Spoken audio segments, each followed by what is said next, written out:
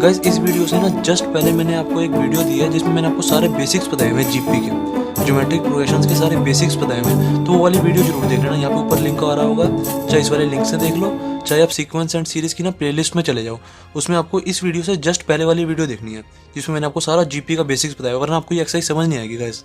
Okay, तो हम start करते हैं एक्सरसाइज 9.3 के क्वेश्चंस। क्वेश्चन फर्स्ट क्या कह रहा है हमारा, find the 20th term and the nth terms of GP. ये हमें जीपी गिवन है।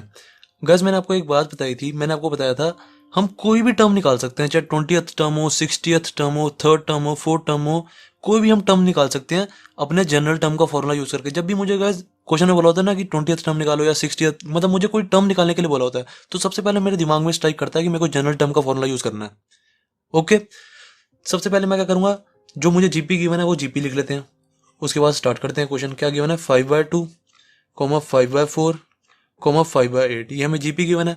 मुझे पता है जीपी में मुझे क्या किस किस चीज की जरूरत होती है। एक तो फर्स्ट टर्म की जरूरत होती है और एक कॉमन रेशो की जरूरत होती है, तो मैं साथ साथ ना निकालते हुए चलता हूँ। देखो फर्स्ट टर्म क्या है मेरी, a इज इक्वल टू 5/2, ये मेरी फर्स्ट टर्म मेरे को पता लग रही है। और कॉमन रेशो आर क्या है, कॉमन रेशो होता है हमारा small r is equal to क्या है, second term divide by first term कर दो, हमारी कॉमन रेशो आ जाएगी। मतलब सेकंड टर्म अपॉन में फर्स्ट टर्म क्या आ जाएगा, 5/4 अपॉन में 5/2।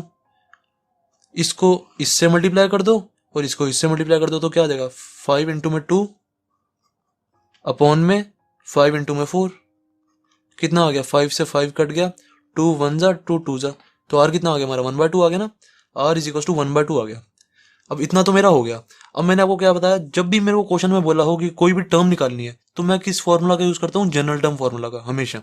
तो जनरल टर्म फॉर्मूला मेरा होता क्या है, A N is equal to A R की पावर n माइनस 1। यही होता था ना हमारा जनरल टर्म का फॉर्मूला। इस वाले फॉर्मूला का यूज करके हम कोई भी टर्म निकाल सकते हैं। मुझे बोला मैंने देखो 20th टर्म निकालनी है, मैं n की जगह 20 डाल दूंगा तो मेरी 20th टर्म आ जाएगी। अगर मुझे क्वेश्चन में बोला होता 50th टर्म निकालो, तो मैं n की जगह 50 डाल देते हैं यहाँ पे, तो मेरी 50th टर्म आ जाती। ओके, अब 20th टर्म बोल रहा है तो मैं क्या करूंगा, n की जगह 20 डाल देते हैं, तो क्या आ जाएगा A20 इज इक्वल टू, अब देखो n की जगह मैंने 20 डाला तो A20 क्या होती है, 20th टर्म ही तो होती है, तो यहाँ से मेरी यहाँ पे 20th टर्म आ जाएगी। अब देखो यहाँ पे ए आर की पावर n माइनस 1 है, तो यहाँ पे ए आर एन की जगह क्या डालूंगा, 20 डालूंगा, तो 20 माइनस 1 कितना हो जाएगा 19, ए आर की पावर 19। अब मुझे ए की वैल्यू पता है, आर की वैल्यू पता है, इसमें डाल दो, ए की वैल्यू ये रही, आर की वैल्यू ये रही, यहाँ पे डाल दो तो मेरी 20th टर्म निकल जाएगी। टेंशन किस बात की, ए की वैल्यू क्या है 5/2, इंटू में आर की वैल्यू क्या है मेरी 1/2, 1/2 की पावर 19।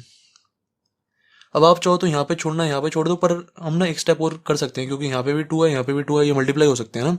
तो देखो 5/2 लिखा मैंने, इंटू में 1 की पावर 19 तो 1 ही रहेगा, तो इसको तो मैं 1 ही रहने देता हूँ। और ये 2 की पावर 19 को मैं ऐसे लिख देता हूँ 2 की पावर 19। तो ये 2 की पावर 19 इंटू में 2, ये मल्टीप्लाई हो जाएगा ना, बेसिस सेम पावर जेड, मैंने आपको ये चीज़ बताई हुई है। तो बेसिस आर सेम, जब बेस हमारे सेम होते हैं तो पावर्स आर एडिड, तो क्या आ जाएगा 5 अपॉन में 2 की पावर 20, 2 की पावर 19 इंटू में ऐसे था ना, 2 की पावर 19 इंटू में 2 की पावर 1।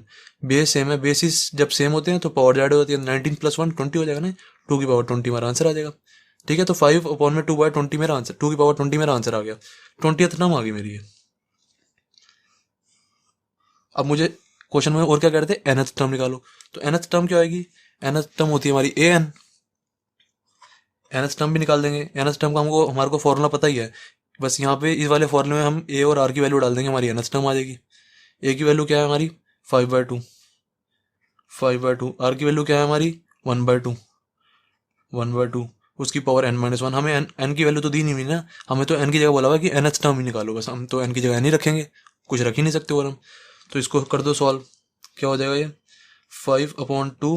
अब 1 की पावर n माइनस 1 है, 1 की पावर n माइनस 1 तो 1 ही रहेगा आंसर, तो ये तो 1 ही रह गया, अपॉन में 2 की पावर n माइनस 1 हो गया ये।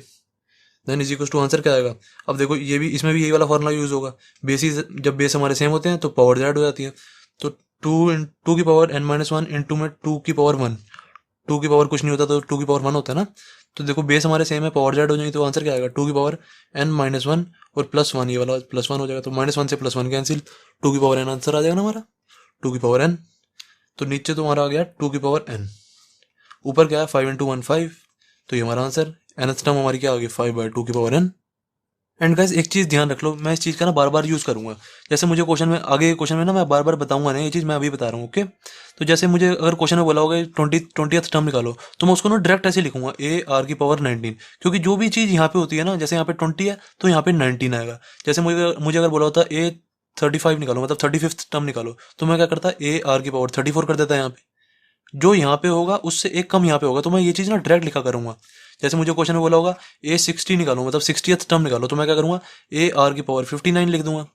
ओके, मैं ना हर एक टर्म निकाल सकता हूँ, बस मुझे ए की वैल्यू पता हो और आर की वैल्यू पता हो। जैसे मुझे इसी क्वेश्चन में अगर मुझे बोला होता कि 60th टर्म निकाल के दिखाओ, A60 निकाल के दिखाओ, या इसी क्वेश्चन में मुझे बोला होता A25 निकाल के दिखाओ, मतलब 25th टर्म निकाल के दिखाओ, तो मैं क्या करता, इसको लिख देता AR⁻24, ऐसे लिख देता ना।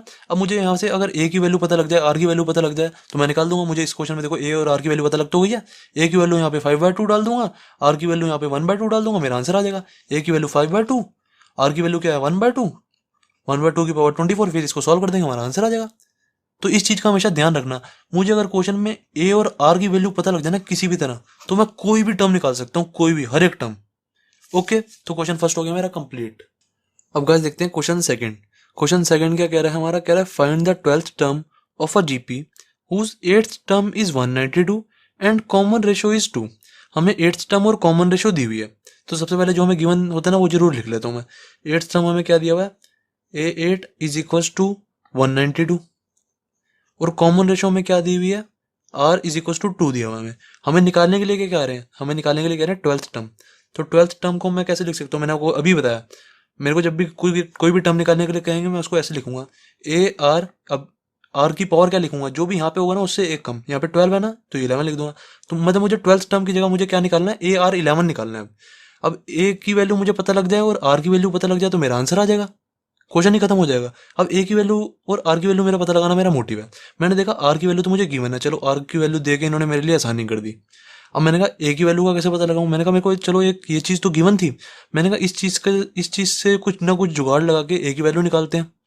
मैंने देखा A8 को मैं क्या लिख सकता हूँ, A8 को मैं क्या लिख सकता हूँ, AR⁻7, जो यहाँ पे होगा उससे एक कम यहाँ पे होगा, मैंने आपको बताया। तो AR⁻7 इज इक्वल टू क्या है, 192 गिवन है ना, 192 गिवन है। मैंने देखा आर की वैल्यू मुझे गिवन है, आर इज इक्वल टू 2, मैं यहाँ पे 2 डाल दूंगा तो मेरी ए की वैल्यू आ जाएगी।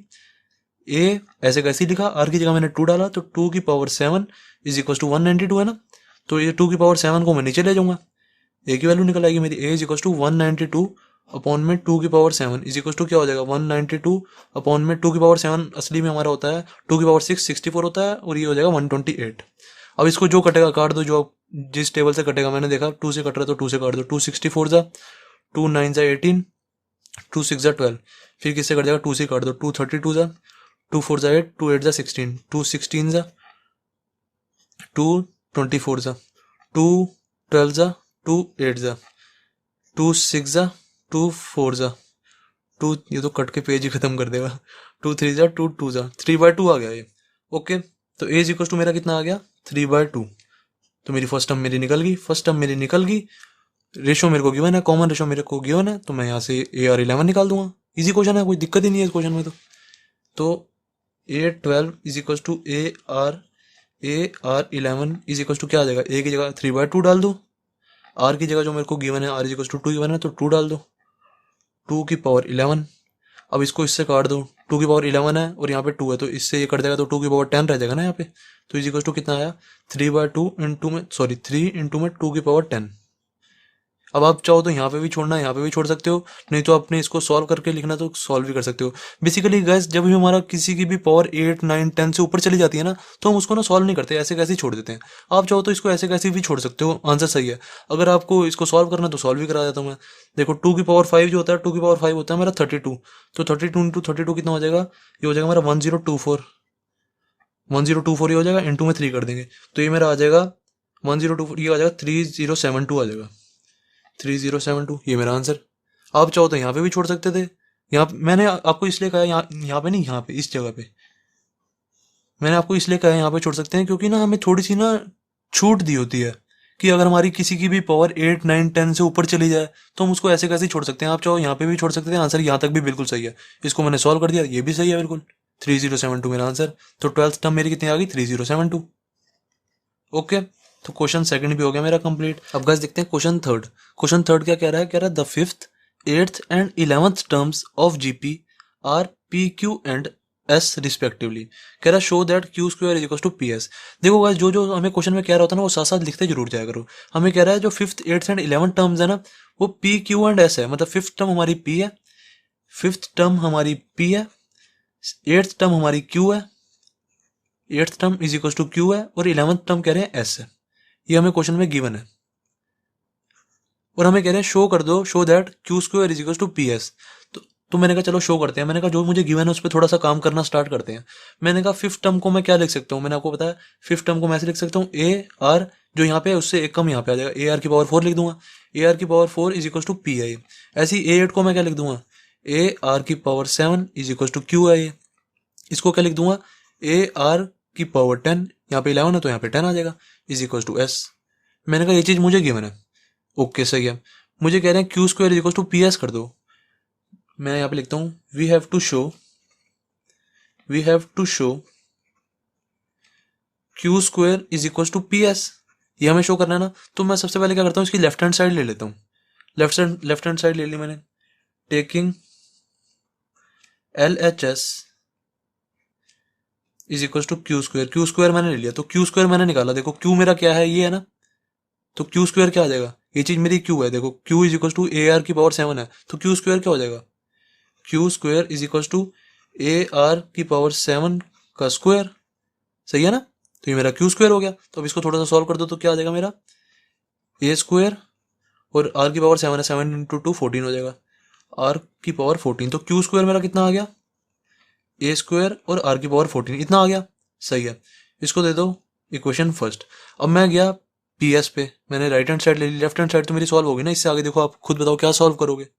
फिर मैं गया राइट हैंड साइड पे, राइट हैंड साइड पे गया टेकिंग, जैसे मैं गाइस हमेशा लिखता हूँ ना अपने रजिस्टर पे, आपको भी बिल्कुल सेम टू सेम वैसे ही लिखना होता है पेपर में। आर एच एस लिया मैंने, R H S equal to P S. तो देखो अब पी एस मैंने लिया, तो पी एस को सॉल्व कर दो। पी एस क्या होएगा? देखो पी मेरा ये है, एस मेरा ये है, इन दोनों को बस मल्टीप्लाई करना है। पी एस का मतलब है इन दोनों के बीच में अगर कुछ नहीं होता ना तो मल्टीप्लाई होता है। तो मुझे पी और एस को मल्टीप्लाई कर देना बस, पी इंटू एस। तो क्या आ जाएगा? पी हमारा ए आर की पावर 4 है, तो ए आर की पावर 4 मल्टीप्लाई एस मेरा क्या है? ए आर की पावर 10, तो ए आर की पावर 10 कर दो बस। इसको दोनों को मल्टीप्लाई कर दो तो मेरा कितना आ जाएगा? ए इंटू में ए स्क्वायर बन गया। आर की पावर 4 इंटू में आर की पावर 10 क्या आ जाएगा? Bases are same, powers are added, तो आर की पावर कितना आ गया? 4 प्लस 10 14।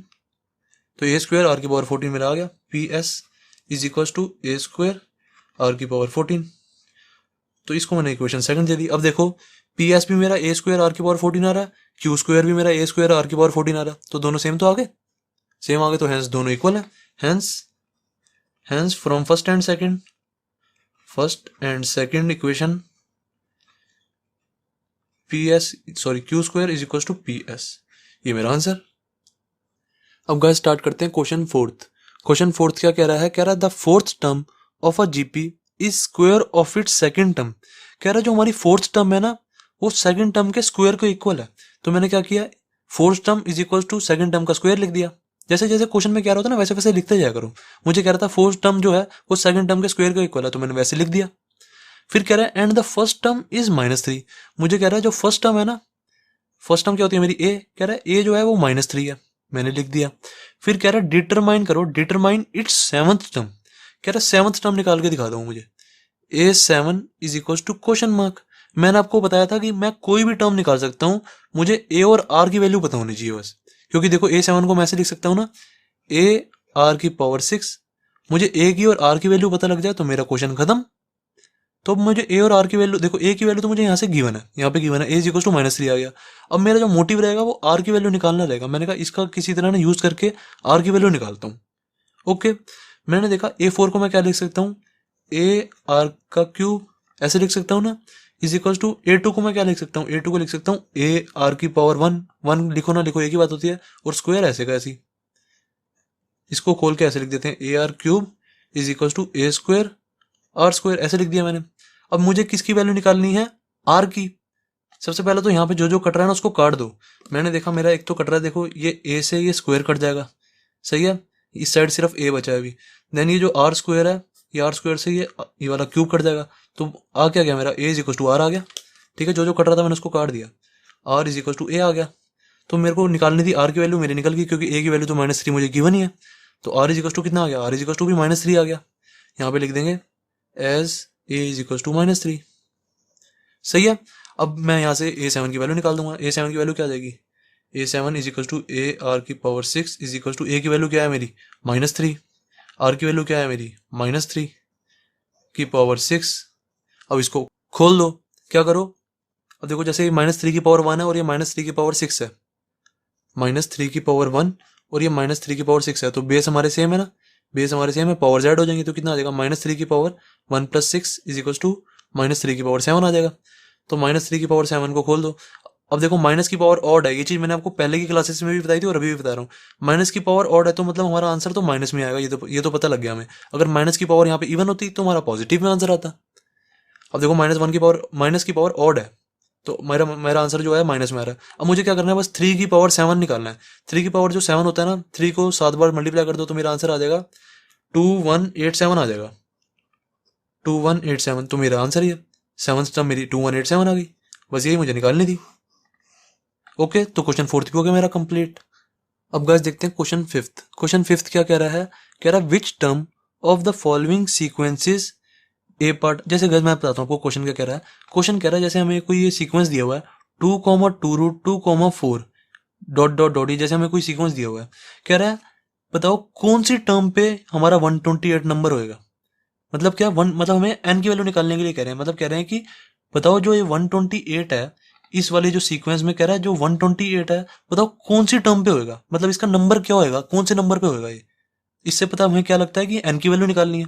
ओके, और एक चीज का ध्यान रख लेना गाइस, इस क्वेश्चन में ना हमें सीक्वेंस बोला हुआ है, हमें ये नहीं बताया हुआ है कि ये एपी है, हमें ये नहीं बताया हुआ है कि ये जीपी है। तो सबसे पहले हमें बताना पड़ेगा कि क्या ये एपी है, क्या ये जीपी है, उसके बाद क्वेश्चन को सॉल्व करना पड़ेगा। ओके, तो सबसे पहले हम ए वाला पार्ट ले लेते हैं। ए पार्ट में हमें क्या दिया हुआ है, सीक्वेंस 2,2√2,4 डॉट डॉट डॉट। वैसे तो हमारी जो एक्सरसाइज है ना, जीपी की एक्सरसाइज चल रही है, तो ये 100% क्वेश्चन जीपी का ही होगा, पर फिर भी मैं आपको निकाल के जरूर दिखाऊंगा क्योंकि पेपर में थोड़ा ये बोलेंगे कि ये वाला जो क्वेश्चन है ये एक्सरसाइज 9.3 का है। हमें तो सीधा क्वेश्चन ही दिया हुआ ना, तो जैसे क्वेश्चन को करने का तरीका होता है मैं हमेशा वैसे ही कराता हूँ। तो ये हमें सीक्वेंस दिया हुआ है, बता रहे हैं, कह रहे हैं कि बताओ कौन सी टर्म 128 होगी, तो हम निकाल देंगे। सीक्वेंस मैंने ये लिखा। देन अब सबसे पहले मैं क्या करूंगा, देखूंगा कि ये सीक्वेंस जो मेरा ये एपी में है जीपी में। देखो सबसे पहले मैं एपी का देखता हूँ क्योंकि मुझे तो 100% पता ही है जीपी का, पर फिर मैं आपको दिखाने के लिए बता रहा हूँ। मैं एपी का देखता हूँ सबसे पहले। एपी में क्या होता है, हमें डिफरेंस सेम चाहिए होता है ना सबका, तो मैंने A2 - A1 किया, तो 2√2 - 2 किया मैंने, तो कितना आ गया, इन दोनों में से 2 कॉमन मिल जाएगा, तो मेरा आंसर क्या आ गया, इधर √2 बचा, इधर 1 बचा, तो √2 - 1, ये मेरा 2√2 - 1 आ गया। ये मेरा पहला डिफरेंस आ गया। अब ऐसे दूसरा वाला डिफरेंस निकालते हैं, 4 - 2√2 कर दो, तो मेरा क्या कॉमन मिल जाएगा इन दोनों में से, देखो मैंने देखा 2 कॉमन मिल जाएगा, तो इधर क्या बचेगा 2 - √2, ये कॉमन ये बच रहा है बस। तो मेरा देखो डिफरेंस तो सेम आ ही नहीं रहा, इधर डिफरेंस 2√2 - 1 आ रहा है, इधर डिफरेंस 2 - √2 आ रहा है, तो ये सेम तो है नहीं। तो मतलब अगर ये सेम होता तो मेरा एपी होता, ये सेम नहीं है तो ये मेरा एपी तो है ही नहीं, 100% एपी तो है नहीं। अब देखेंगे कि यार क्या ये जीपी है, जीपी का देखते हैं। जीपी का कैसे देखते हैं, A2/A1 करेंगे सबसे पहले हम। A2/A1 करो, कितना आ रहा है 2√2/2, तो 2 से तो 2 कैंसिल हो गया, बचा क्या मेरा √2। तो पहला वाला जो रेशो आई है, जो हम जीपी देखते हैं उसमें हम हमेशा रेशो देखते हैं ना, कॉमन रेशो, इसलिए मैंने A2/A1 किया, कॉमन रेशो देखी है। तो फर्स्ट वाली जो मेरी रेशो आई है वो √2 आई है। अब सेकंड वाले में देखता हूँ, A3/A2 कितना आ जाएगा, A3 क्या है मेरा 4/2 तो 2 से कैंसिल हो जाएगा, 2/√2 आ गया। अब कभी भी ना गाइस हम ना डिनोमिनेटर में रूट नहीं छोड़ते, तो या तो अब एक तरीका तो ये है कि आप रैशनलाइज कर दो। रैशनलाइज इस क्वेश्चन में देखो, इसमें मुझे साफ साफ पता लग रहा है 2 की जो वैल्यू होती है √2 × √2 होती है, तो मेरे को रैशनलाइज करने की जरूरत ही क्या है। रैशनलाइज तो मैं बिल्कुल जब कुछ बचता नहीं है ना तब करता हूँ। इधर तो मेरे को पता है 2 को मैं ऐसे लिख सकता हूँ ना, √2 × √2, √2 × √2 होता है, तो ये अपॉन में √2 से √2 कैंसिल हो जाएगा, तो मेरा आंसर कितना आ गया, √2 ही आ गया ना। A3/A2 भी मेरा √2 आ गया, A3/A2। तो इधर से मेरे को क्या पता लगा, देखो मेरी रेशो √2 इधर भी आ रही है, इधर भी मेरी रेशो √2 आ रही है, तो रेशो सेम आ रही है, तो मतलब हमारा ये क्वेश्चन जीपी का है। Hence the given sequence is in GP, hence the given sequence is in GP. सही है। अब हम क्वेश्चन स्टार्ट करेंगे। अभी जो ये सीक्वेंस दिया होता है, अभी हमारा जीपी पता लग गया हमें, तो जीपी लिखेंगे। जीपी क्या दी हुई है हमें, 2,2√2,4, ये हमें जीपी दी हुई है। अब देखते हैं इस जीपी में हमारा 128 जो है वो कौन से नंबर पे आ रहा है। जब भी गैस मैंने आपको ये चीज़ पहले भी बताई थी, जब मैं आपको एपी की 9.2 एक्सरसाइज कराता था, जब भी मुझे किसी टर्म का पता लगाना हो ना कि वो कौन से नंबर पे है, तो मैं उसको हमेशा nth टर्म के इक्वल रख देता हूँ। nth टर्म के इक्वल रख देता हूँ, तो मेरे को पता लग जाता है कि उसका नंबर क्या है। क्योंकि मुझे nth टर्म में देखो क्या चाहिए होगा, nth टर्म जीपी की क्या होती है, ए आर की पावर n-1। मुझे ए की कोई भी मुझे जब जीपी गिवन होती है ना, तो उसमें मुझे ए की वैल्यू भी पता होती है और आर की वैल्यू भी पता होती है। देखो आर की वैल्यू मेरे को पता लग तो रही है, √2 मेरी आर की वैल्यू आ रही है। सही है। तो ए की वैल्यू भी पता है मुझे, आर की वैल्यू भी पता है, तो एन की वैल्यू मेरी आ जाती है। इज इक्वल टू 128, इसको रख देंगे। ए की जगह मैं क्या डाल दूंगा, 2 डाल दूंगा। आर की जगह क्या डाल दूंगा, √2 डाल दूंगा। √2 की power n-1 is equal to 128। अब यहाँ से मेरी एन की वैल्यू निकल आएगी। बहुत ईजी क्वेश्चन होते हैं ये। अब देखो 2 इंटू में ये √2 है, तो इसको मैं कैसे लिख सकता हूँ, मैं इसको ऐसे कर देता हूँ, मैं 2 को नीचे ले जाता हूँ। तो √2 की power n-1 is equal to 128 upon में 2, ऐसे ईजी हो जाएगा ना। 264 जा, तो √2 की power n-1 is equal to 64 आ गया। अब देखो मैंने देखा गाइस, मैं ना 64 को 2 की पावर 6 लिख सकता हूँ। मेरे को एकदम से ना दिमाग माइंड में एकदम से स्ट्राइक किया कि जो मैं 64 है उसको 2 की पावर 6 लिख सकता हूँ, इज इक्वल टू 2 की पावर 6। मेरे दिमाग में यही क्यों स्ट्राइक किया, क्योंकि देखो मैंने सोचा गाइस, देखो जो ये चीज है, ये जो मेरी स्टेप है, इसको मैं आगे बढ़ा के देखो क्या लिख सकता हूँ। ये जो मेरा स्टेप है, √2 की power n-1 is equal to 64 है। अब आप खुद सोचो इसके बाद आप क्या करोगे। ये तो मेरा क्वेश्चन रुक ही गया यहाँ पे, इसलिए एकदम से ना मेरे दिमाग में स्ट्राइक किया। मैंने कहा अगर मैं 64 को 2 की पावर 6 लिख देता हूँ और मैं इसको भी किसी तरह 2 की पावर में बना दूँ, तो देखो मैंने आपको एक चीज़ बताई हुई है, जब भी मेरे बेस सेम होते हैं, इज इक्वल टू के इस साइड और इज इक्वल टू के इस साइड, जब भी मेरा बेस सेम होता है तो पावर्स भी सेम होती है। जैसे देखो मेरा बेस यहाँ पे 2 की पावर, यहाँ पे समझ लो कि 2 की पावर x है, और यहाँ पे समझ लो यहाँ पे 2 की पावर y है। तो देखो मेरे बेस सेम है ना, बेस सेम है तो हमेशा पावर्स भी सेम आती है, तो x is equal to Y मेरा आंसर आ जाएगा। ऐसे ही अगर मेरा यहाँ पे होता 3 की power x is equal to 3 की पावर y, तो यहाँ पे भी देखो मेरा बेस सेम है तो हमेशा पावर्स भी सेम आएंगी, तो x is equal to Y आएगा हमेशा मेरा। ऐसे ही अगर मेरी इज इक्वल टू के इस साइड और इज इक्वल टू के इस साइड अगर पावर सेम हो तो बेस भी सेम ही आएगा। तो देखो अगर मेरा यहाँ पे देखो पावर है 3 और यहाँ पे भी पावर है 3 और बेस है मेरा यहाँ पे m और यहाँ पे मेरा बेस है n, तो जब भी इज इक्वल टू के इस साइड और इज इक्वल टू के इस साइड पावर्स भी सेम होती है ना, तो बेस भी हमेशा मेरा सेम आता है, तो m is equal to n आ जाएगा। ये चीज हमेशा ध्यान रखना, बहुत अच्छा कंसेप्ट बताया मैंने आपको। तो इसी वाले ये वाले कंसेप्ट का ना मैं, ये वाले जो कंसेप्ट मैंने बताया आपको, इसी कंसेप्ट का ना मैं यहाँ पे यूज करूंगा।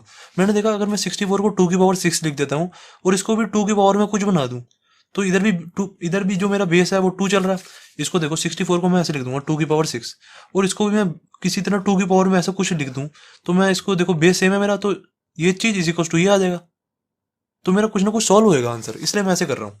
तो देखो मैंने 64 को 2 की पावर 6 लिख दिया, और जो ये मेरा √2 की पावर n-1 है, इसको मैं ऐसे नहीं लिख सकता। देखो √2 एक तरह से मेरा होता क्या है, रूट की वैल्यू होती है 2 की पावर 1/2, मतलब जो रूट होता है ना उसका मतलब होता है 1/2।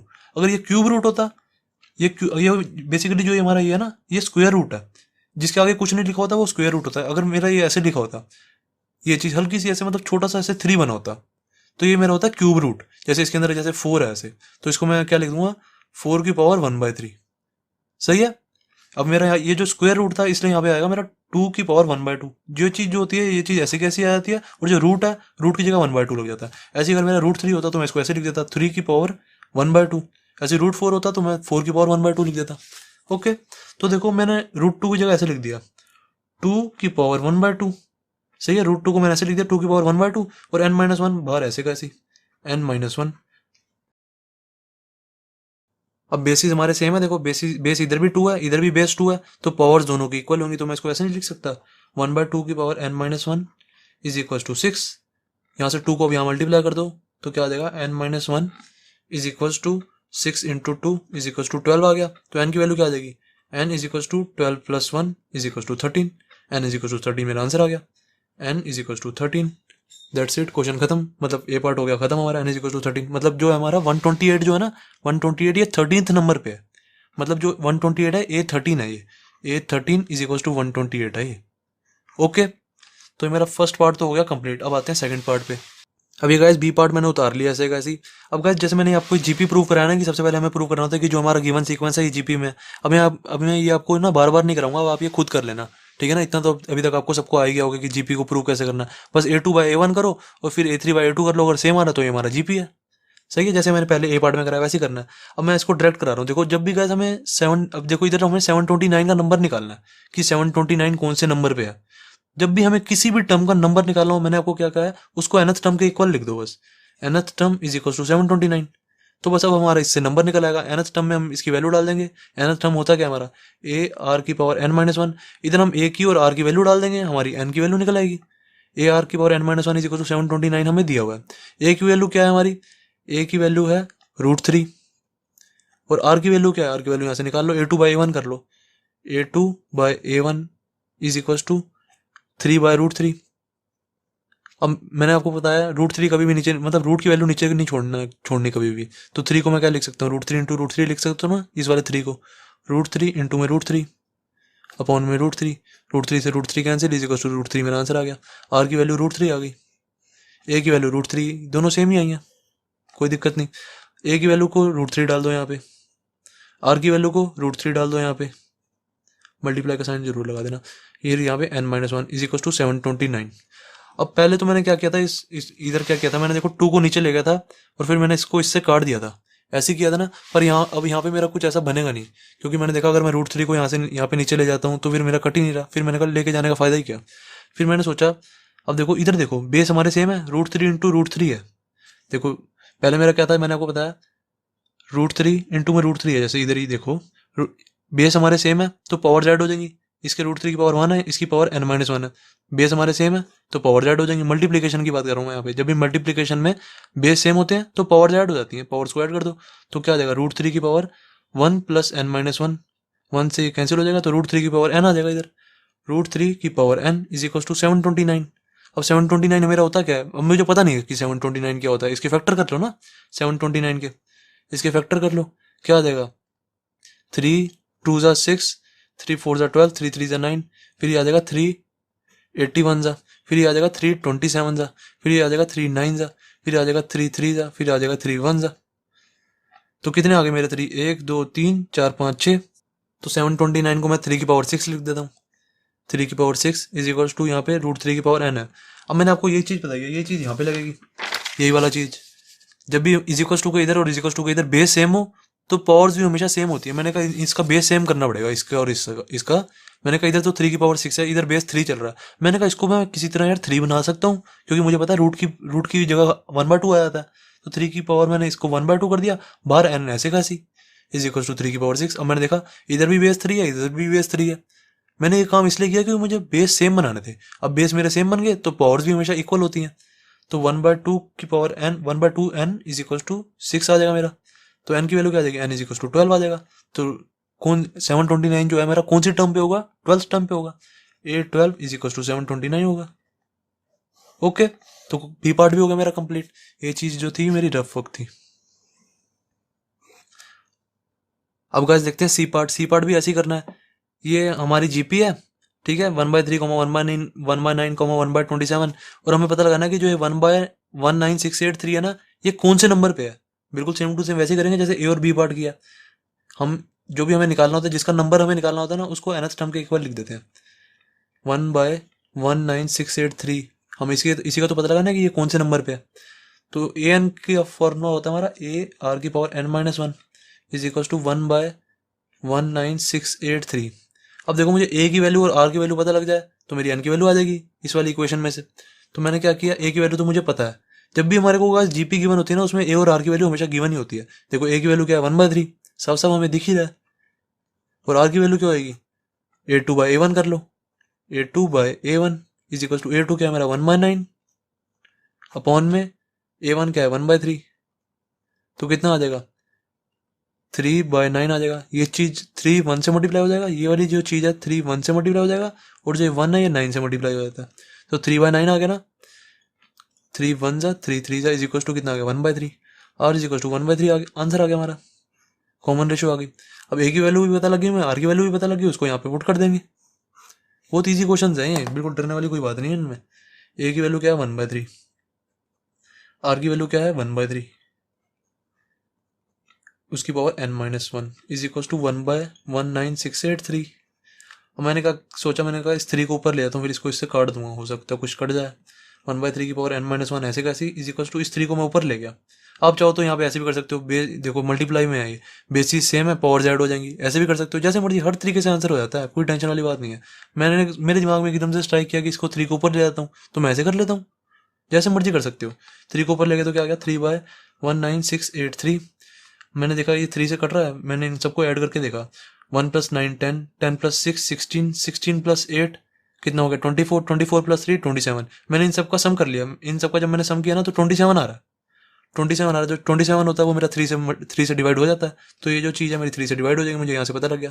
3 × 1 = 3, 3 × 6 = 18, 3 × 5 = 15, 3 × 6 = 18, 3 × 1 = 3, कट गया ये।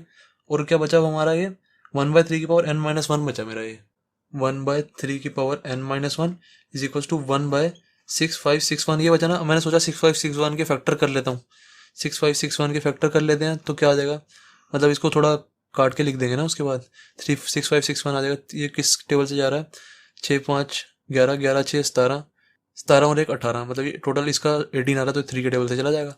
3 2 = 6, 3 1 = 3, 26 हो गया, 3 8 = 24, देन बचा कितना 21, 3 7 = 21, देन 3 7 = 21, 3 2 = 6, 3 9 = 27, फिर इसको काट दो, 3 2 43 सही है। फिर then 3 81, then 3 27, then 3 9, then 3 3, then 3 1। तो कितने 3 आ गए टोटल, 1 2 3 4 5 6 7 8 आ गए। तो मैं इसको ऐसे नहीं लिख सकता, 1/3 की पावर 8, और ये मेरा 1/3 की पावर n-1 चल ही रहा है पूरा। इसके आगे ना ब्रैकेट भी लगा दिया करो तो ज़्यादा अच्छा लगता है, सही है। अब मैंने देखा यहाँ पे मेरा 1/3 चल रहा है बेस, अगर मैं इसको भी 1/3 बना दूँ तो मैं पावर्स को दोनों को इक्वल लिख दूंगा ना, तो ये तो मैंने देखा साफ साफ बन ही रहा है। 1/3 की पावर 8 को मैं ऐसे नहीं लिख सकता, 1/3 इसको होल की पावर 8 कर देता हूँ ऐसे, क्योंकि 1 की पावर 8 तो 1 ही आएगा ना आंसर। और ये चीज़ ऐसी कैसी 1/3 की पावर n-1। अब हमारे बेस सेम है, इज इक्वल टू के इस साइड और इज इक्वल टू के इस साइड बेस सेम है, तो पावर्स भी सेम होगी, तो क्या आ गया n-1 is equal to 8, n is equal to कितना आ गया, n इज इक्वल टू 9 मेरा आंसर। तो जो मेरा 1/19683 है ना, ये 1/19683 ये 9th टर्म है, A9 है ये, A9 is equal to 1/19683। Okay that's it, C part भी हो गया हमारा कंप्लीट। अब गाइस देखते हैं क्वेश्चन 6। क्वेश्चन 6 क्या कह रहा है, कह रहा है for what values of x the numbers -2/7, x, -7/2 are in GP. हमें क्वेश्चन में क्या कह रहा है बस हमें x की वैल्यू निकाल के दिखा दो, और हमें बोला भाई कि कह रहा है जो 3 नंबर्स है ना ये जीपी में है। अब गाइस इस चीज का मैंने आपको एक कंसेप्ट बताया था, मैंने आपको बताया था जब मैंने आपको ज्योमेट्रिक मीन कराया था, याद करो ज्योमेट्रिक मीन में मैंने आपको बताया था, जब भी मुझे कोई भी 3 टर्म्स जीपी में दी होती है ना, तो हमेशा बीच वाली टर्म ज्योमेट्रिक मीन होती है, मैंने आपको बताई थी। अब जैसे देखो मुझे ये जीपी दी हुई है, जीपी क्या दी हुई है मेरे को, -2/7, x, -7/2। मैंने आपको बताया था जब भी कोई 3 कॉन्सिक्यूटिव टर्म मुझे जीपी में दी हो ना, तो उसकी जो बीच वाली टर्म होती है ना, हमेशा वो ज्योमेट्रिक मीन होता है। तो बस हमें ज्योमेट्रिक मीन निकालना है। जैसे देखो मैंने आपको बताया नहीं था, जैसे मेरे ये कोई XYZ ये जीपी है, तो हमेशा जो हमारी बीच वाली टर्म होती है वो क्या होती है, ज्योमेट्रिक मीन होती है। ज्योमेट्रिक मीन निकालेंगे ना, ज्योमेट्रिक मीन क्या होता है, इसका और इसका मल्टीप्लाई, x इंटू में z, और ये अंडर रूट कर दो बस इसको, ये हमारा ज्योमेट्रिक मीन होता है। x इंटू में z अंडर रूट, मतलब पहली वाली टर्म लास्ट वाली टर्म का मल्टीप्लाई और उसको अंडर रूट में कर दो, पहली वाली टर्म और लास्ट टर्म का मल्टीप्लाई और उसको अंडर रूट में कर दो, तो हमारी बीच वाली वैल्यू आ जाती है। बीच वाली जो वैल्यू होती है वही तो हमारा ज्योमेट्रिक मीन होता है। तो यहां से हम ज्योमेट्रिक मीन निकाल देंगे। ज्योमेट्रिक मीन क्या आ जाएगा, x इज इक्वल टू पहले वाली टर्म का -2/7, पहले वाली टर्म का मल्टीप्लाई करना लास्ट वाली टर्म से, इनटू में -7/2, और इसको कर दो पूरे को अंडर रूट में, ये हमारा ज्योमेट्रिक मीन होता है। तो क्या आ जाएगा हमारा आंसर, 7 से ये 7 गया, माइनस से माइनस गया, 2 से 2 गया, हमारा बचा गया, सब कुछ खत्म हो गया तो बचा क्या, 1 बचा, तो अंडर रूट 1 हमारा आंसर आ गया। x is equal to under root 1। अब रूट 1 को हम ऐसे भी लिख सकते हैं +-1, जब भी हमारा स्क्वायर रूट हटता है, जब भी हमारा स्क्वायर रूट हटता है तो प्लस माइनस का साइन आ जाता है ना। ओके, तो x इज इक्वल टू +-1 हमारा आंसर आ गया।